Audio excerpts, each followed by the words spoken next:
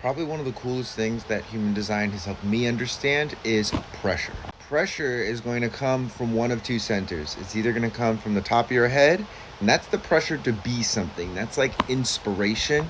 And then there's the pressure to do, which comes from the root, which one of the best examples for root pressure is actually having to take a poop. That kind of pressure actually moves you to do something. It gives you energy to get up and go to the toilet and then go poop. Head pressure is a lot less tangible. It's pressure to think. It's pressure to be inspired and become something greater than you are. While both pressures actually move us forward in terms of the narrative, they're very distinct and very different in the qualities and especially where they come from. If these centers, the top triangle, which is the head, or the bottom square, which is the root, are colored in, that means they're defined.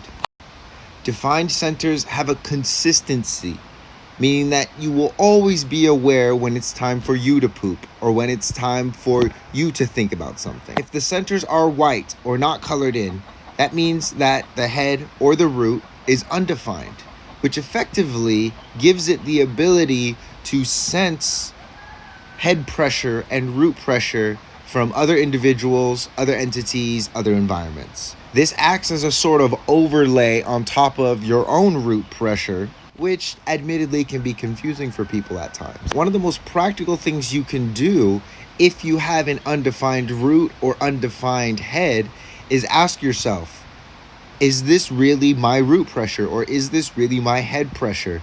And get curious about some of the places that this pressure may be coming from.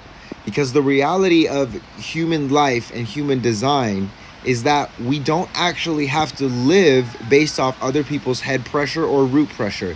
If we're motivated by other people's head pressure and root pressure, and we're not aware of that, like we're not aware that it's somebody else's pressure that's causing us to want to do stuff, that is a red flag of conditioning and very often puts you in codependent, toxic relationships. So if you do have defined root pressure or defined head pressure, be aware of it.